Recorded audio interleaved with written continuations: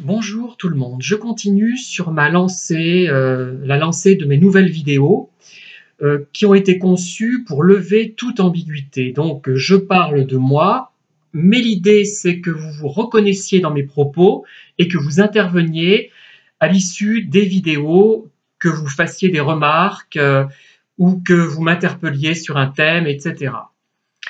Alors, je me décris, moi qui suis quand même assez atypique, mais qui n'ai absolument pas un QI élevé. Donc, je me démarque de personnes comme, je pense, une psy à la maison ou Christine Mortamé, qui quand même font entrer la dimension QI, si j'ai bien compris toutefois leurs vidéos, hein. Il y en a d'autres qui traitent de ce thème. Moi, je parle de personnes complètement différentes, tout en ayant l'air par certains côtés quand même bien inclus, je dirais, dans notre société, mais qui, quand on les voit, provoquent un certain étonnement, une certaine gêne, plutôt un certain embarras, mais quand même qui restent dans certaines normes d'habillement, de comportement, hein, évidemment, puisque sinon je serais complètement en dehors du monde.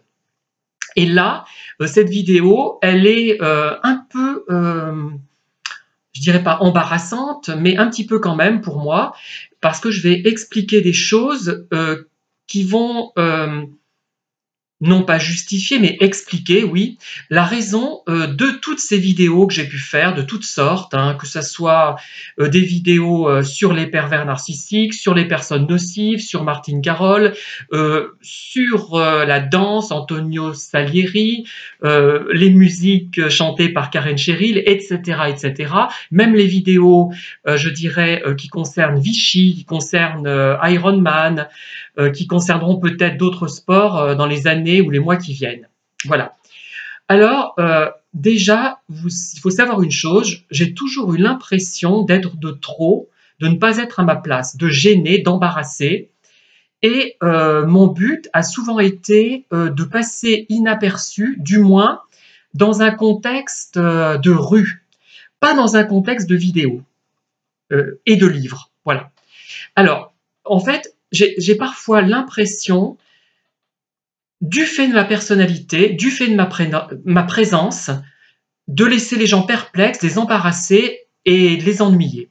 Alors la première fois où j'ai eu conscience de ça, c'était dès l'enfance, où beaucoup de mes camarades de classe ne voulaient pas forcément jouer avec moi parce que on disait oh Pierre il est bête, il est pas comme il n'est pas bien. Et c'est ce qui ressortait. Je me souviens de ces répliques, hein, elles sont venues quand j'avais 9 ans peut-être, hein. Et après, effectivement, je trouvais quand même des gens comme moi qui acceptaient de me côtoyer. Et notamment, alors c'était souvent des filles supérieurement intelligentes qui réussissaient magistralement en classe ou des filles extrêmement énergiques qui n'étaient pas sottes pour autant.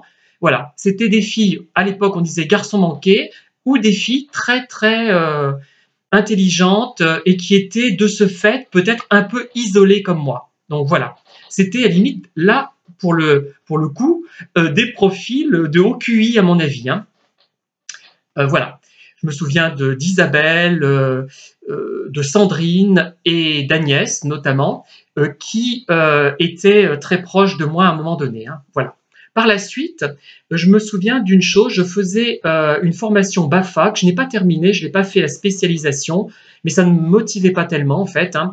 Et quand j'expliquais, il y avait un groupe, on expliquait ce qu'on faisait comme activité, j'expliquais à l'époque, j'aimais bien faire les libraires anciens et les brocants, j'avais 17 ans déjà un petit peu, et j'ai senti un fort agacement de la personne qui était en face, qui l'a manifesté, et pourquoi je n'en sais rien, pourtant j'expliquais les choses calmement, mais ça ne lui plaisait pas. Par la suite, enfin, il y a d'autres moments qui me sont revenus, mais je vais citer les principaux qui m'ont marqué. J'étais dans un club de gym à Beaumont, et il y avait un homme qui me regardait comme s'il était face à comme une poule qui aurait trouvé un caneton dans sa couvée. Voilà.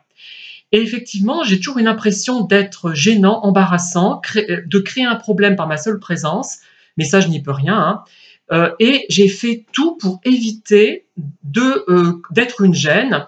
Sauf, alors, je suis une gêne quand je cherche un renseignement, que j'ai besoin d'un renseignement urgent, que ce soit pour Internet, que ce soit dans le travail. Là, je suis obligé d'agir et d'interpeller les personnes et de les ennuyer. Mais là, il y a quand même, ces personnes sont des personnes qui sont, on va dire, pour utiliser un langage couramment utilisé de nos jours, dédiées. Je n'aime pas trop ce terme dédié, mais bon. Donc, elles sont là pour ça en principe, mais parfois, j'avais des scrupules à les déranger.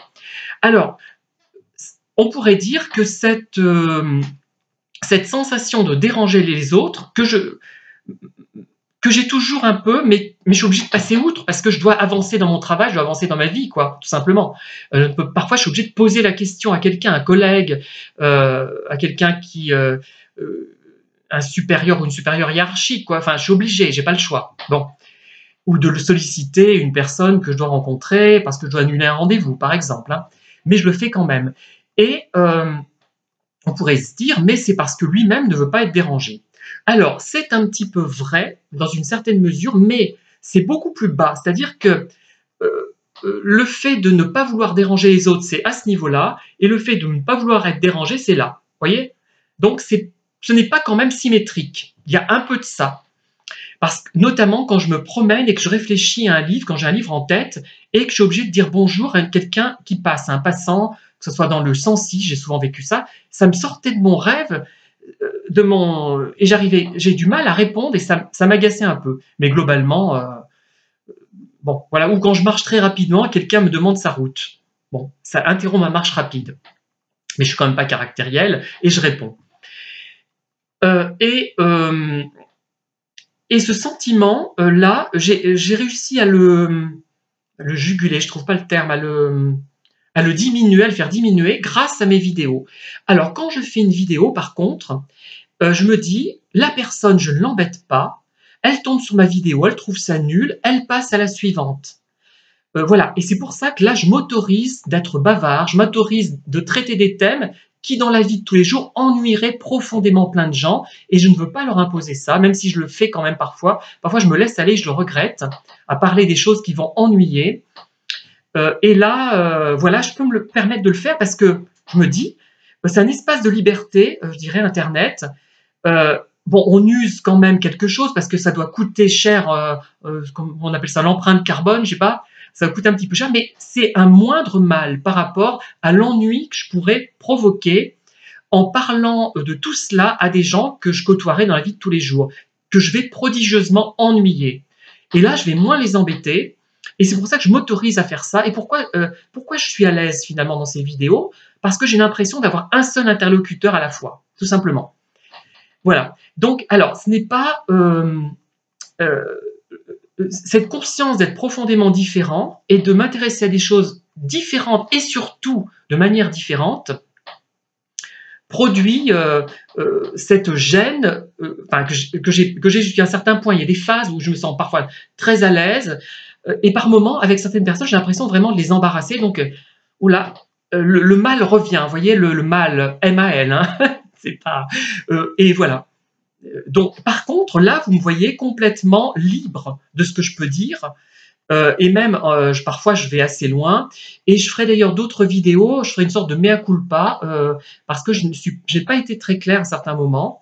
Et je le regrette parce que par rapport aux autres et surtout par rapport à moi-même. Là, cette fois, c'est moi qui suis vaniteux et qui n'ai pas envie d'être... comment dire, ce que j'ai fait renvoie une image de moi négative. Bon, c'est pas dramatique non plus ce que j'ai fait. Ne vous inquiétez pas, je n'ai pas dénoncé quelqu'un à la Gestapo, hein, ce n'est pas ça, hein, pas du tout, du tout, du tout. Je n'ai dénoncé personne d'ailleurs, hein, ouais, rassurez-vous. Mais voilà. Bien, voilà, c'est tout ce que je voulais vous dire pour cette vidéo. N'hésitez pas à la commenter, à la diffuser, à me faire part de vos remarques et me dire si vous ressentez parfois la même chose du fait de votre profonde différence. Bonne fin de journée et à très bientôt.